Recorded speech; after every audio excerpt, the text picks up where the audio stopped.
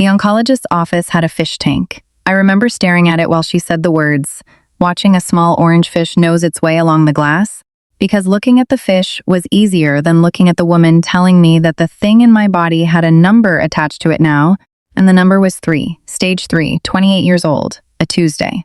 I sat in my car in the parking garage afterward for a long time before I could make my hands work the phone.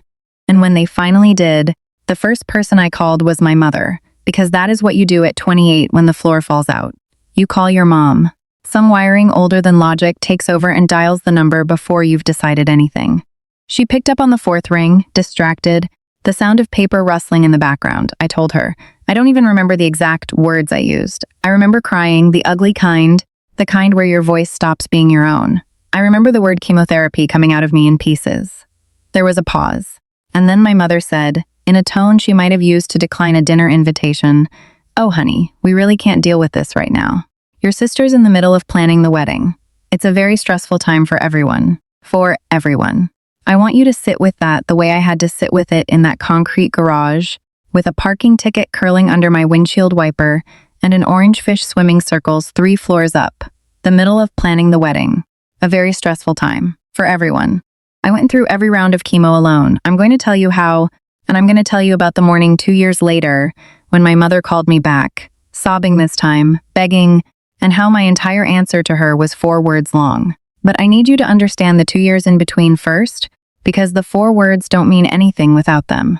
Before we go further, do something for me, because I read these and they matter. Down in the comments, tell me the moment you found out exactly where you ranked in your own family. Not what they said about it. The day you learned the real order.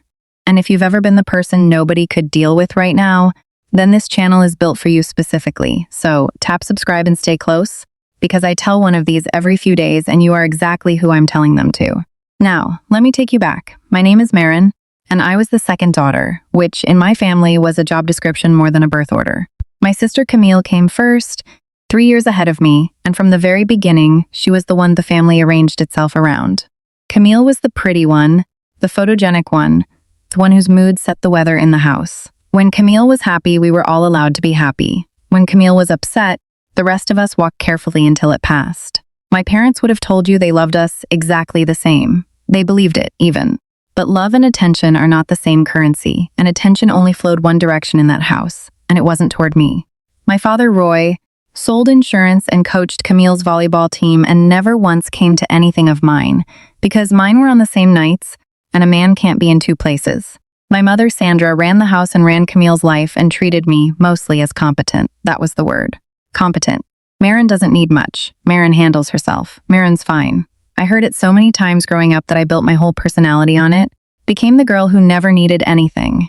Because needing things was Camille's department and there wasn't room for 2. So I left early. I moved out at 19, got a tiny apartment across town, and went to work at a bakery, which turned into a love affair I didn't expect. There is something about bread that doesn't care who your favorite child is. You feed the starter, you fold the dough, you wait, you bake, and the loaf comes out exactly as good as the attention you paid it. No politics, no weather, just flour and time and your own 2 hands. By 25, I was head baker. By 27, I'd started saving to open my own small place, and I'd never been happier or more invisible to my family, which it turned out were 2 sides of the same quiet coin. Then came the Tuesday, the fish tank, the number 3. The cancer was in my lymphatic system, which is a polite way of saying it had decided to travel. The treatment plan was aggressive because it had to be. Months of it. The kind that takes your hair and your appetite and the version of yourself you used to recognize in the mirror and hands you back something pale and thin and very, very tired. After my mother told me they couldn't deal with it right now, I did not call back to beg. I want to be clear about that, because it took me years to understand it wasn't pride. It was a kind of mercy I gave myself. I understood sitting in that garage that if I called back and begged my way into their attention, I would spend my entire treatment performing my own dying for them, managing their feelings about my cancer, comforting them through it. And I did not have the strength for that. I barely had the strength for the cancer. So I went to chemo alone.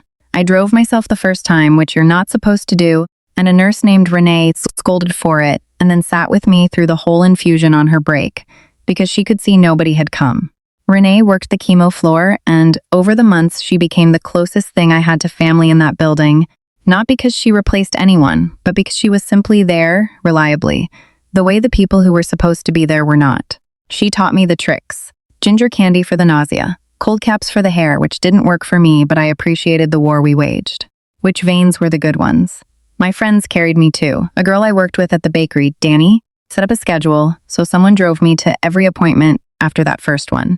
My downstairs neighbor left soup outside my door on the bad days and never knocked because she somehow knew that on the bad days I couldn't make my face do the grateful thing.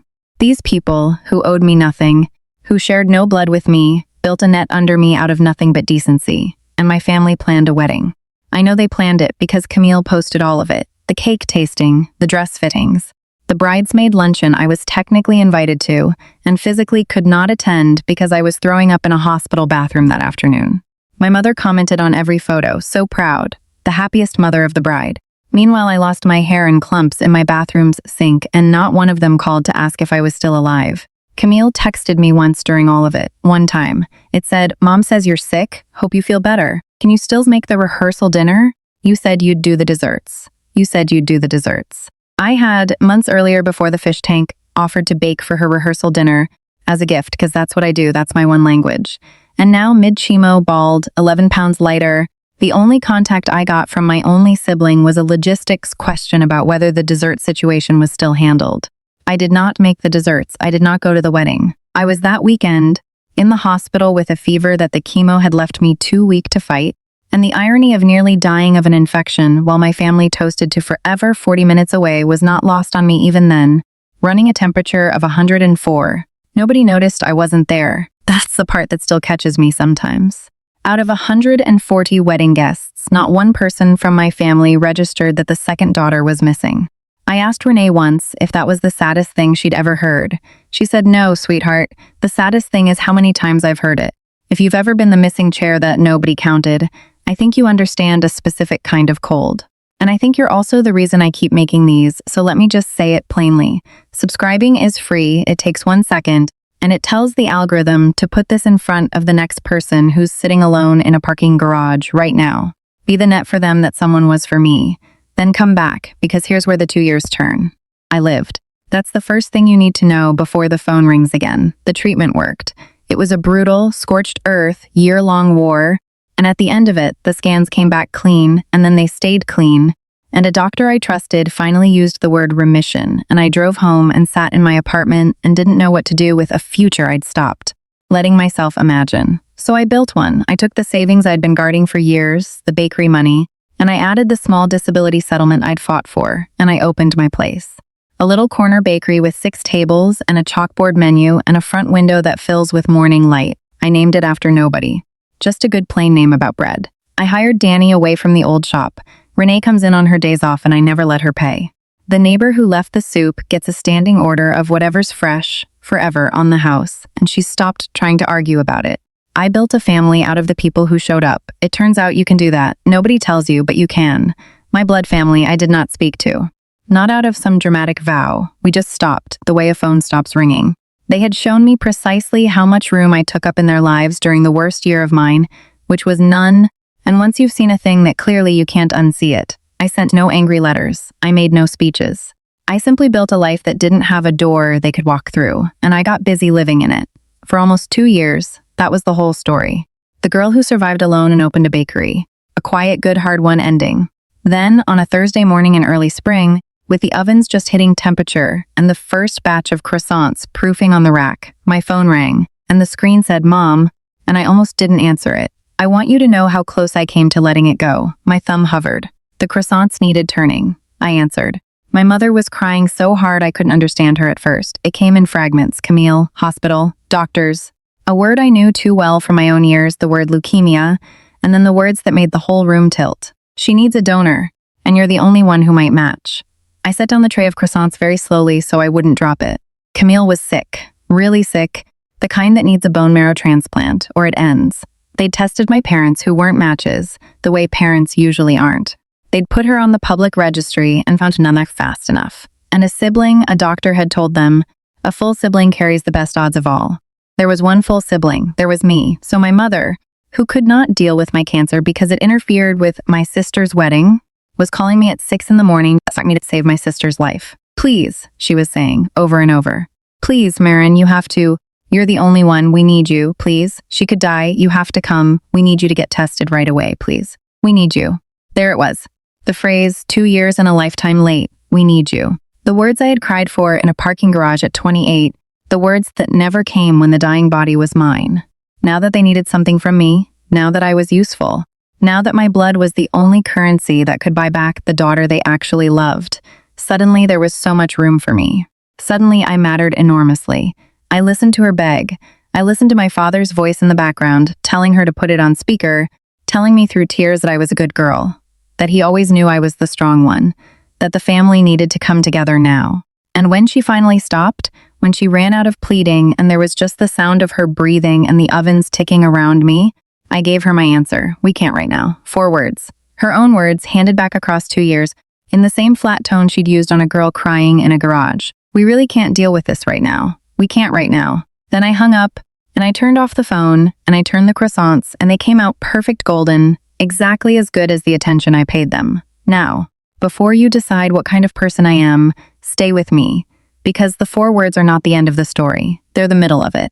And if you've come this far, you're invested enough that I'm going to ask you one more time, plainly, to subscribe, because the turn that's coming is the entire reason I tell this one at all, and I want you here for the next story too, the one about what my sister said to me 3 months later, which changed everything I thought I knew about her. Here's what my parents believed for the next several weeks. They believed I had refused. They believed the daughter they'd thrown away had looked at her dying sister and chosen revenge over blood. They told the relatives. I know they did, because 2 of my cousins sent me messages, one cruel, one confused, both assuming the same thing, that Marin had let Camille suffer to settle a score. I let them believe it. For a little while, I let every single one of them sit inside the exact feeling they'd left me alone in for a year. The feeling of calling out and getting silence back. The cold of the garage. I am not proud of how good it felt, and I'm not going to pretend to you that it didn't feel good, because we're past lying to each other, you and I. But here's what I actually did. The morning after that phone call, I drove myself to the hospital, the way I'd driven myself to that first chemo, and I walked up to the transplant coordinator's desk, and I told a kind woman named Dr. Okafor that I wanted to be typed as a donor for Camille. Quietly, directly, through the hospital, not through my parents. I had one condition, and donor confidentiality made it possible. My family was not to be told whether I was the source. If I matched, if I donated, Camille would be told only that a related donor had been found. My parents would get nothing. Not the credit, not the reunion, not the tearful scene at my bedside where they got to feel like a family again, because the strong one came through. They would get their daughter back alive. They would not get to use her near death as a bridge back to me. Those were 2 different things, and I had finally learned to tell them apart. I matched. Of course I matched. I'd have bet the bakery on it. And so, 2 years after I went through chemo alone, I went back to a hospital, this time on purpose, this time strong, and I lay in a bed for hours while a machine drew my blood out one arm, spun the cells it needed out of it, and gave the rest back to me through the other. It aches, donating. Your bones feel it for days, a deep flu-like ache, the marrow working overtime. I welcomed every bit of it. It was the only pain I'd ever felt in service of that family that I chose freely, with my eyes open, on my own terms. The cells went to Camille. They worked. She lived. And for 3 months, she didn't know it was me. She knew a sibling match donor had saved her, because that's what the doctors are required to tell you. But my parents had told her I'd refused, and so she lay there recovering, believing her own sister had been willing to let her die, while that same sister's blood was quietly rebuilding her from the inside out. I told you the 4 words were the middle of the story. The end of it is a phone call I didn't expect from a number I didn't recognize, on a Sunday afternoon with the bakery closed and the light coming in long across the empty tables. It was Camille.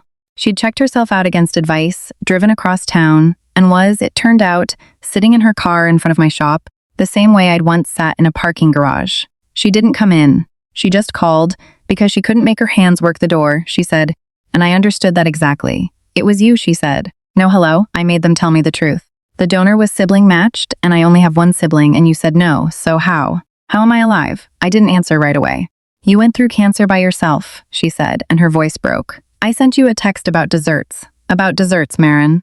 I was getting married and you were dying and I asked you about cake. She was crying now, the real kind. The kind I recognized from a garage 2 years gone. And then I get sick and I find out the person who saved my life is the person She stopped.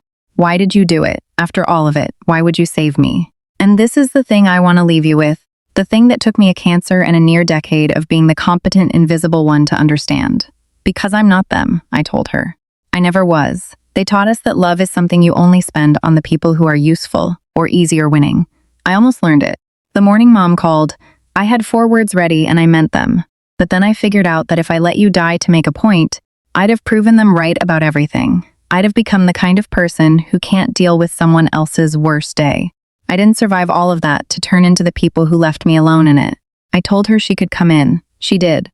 She walked into my bakery thin and bald in the way I'd been thin and bald, and we sat at one of the 6 little tables, and I made her tea and put a fresh croissant in front of her, the one thing I'd never gotten to bake for her wedding. And we started, very slowly, from nothing, the only 2 people who'd survived that family from the inside. We're not fixed. I want to be honest about that, because the stories that wrap up too neatly are lying to you. Camille and I are something new and careful, built one croissant at a time, and some days it holds, and some days the old order tries to reassert itself, and we have to talk it down. She's apologized in 100 ways since. The first real one wasn't even words. It was that she fired her own mother, so to speak, the way you'd fire a bad employee. She moved. She set a boundary with Sandra and Roy so firm it rearranged the whole family map. The favorite daughter stopped showing up for the people who only loved her when she was winning, and it nearly killed them, in the way that only losing your source of self-importance can. My parents and I have not reconciled, and I don't expect we will, and I've made my peace with that being okay. They reached out after Camille told them. My mother sent a long message about how she'd always loved me, how she was sorry, how families make mistakes. I read it once, I didn't answer it, not out of cruelty. I just no longer believe that the people who couldn't deal with my worst day have earned a seat at my best ones, and I'm allowed to believe that. So are you. Because here's what I know now that I didn't know in that garage. The people who can't show up for you when you're losing don't get to claim you when you're winning. Love that only appears when you become useful was never love. It was an invoice. And you are allowed to pay it once, on your own terms, for your own reasons, with your own conscience clean, and then close the account for good. I saved my sister's life because of who I am, not because of what they did. Those were always 2 separate ledgers, and the day I learned to keep them apart was the day I actually got free. I still bake every morning. The starter doesn't care who the favorite was. The light still fills the front window. And on Sundays, more often than not now, there's a second cup of tea on the table. And a sister learning, late but learning, that the people who show up in the dark are the only family that was ever real. If you stayed with me all the way to the end of this one, then you already understand it wasn't about a wedding or a transplant. It was about the moment you decide who you're going to be, when you finally have the power they never gave you. So let me ask you straight, one last time. Subscribe and stand with the quiet ones, because there are so many of us and we find each other one story at a time. And before you close this, go tell me in the comments, what are the 4 words you'd say if the people who left you alone ever called back needing you? Be honest, I'll be reading. I always am.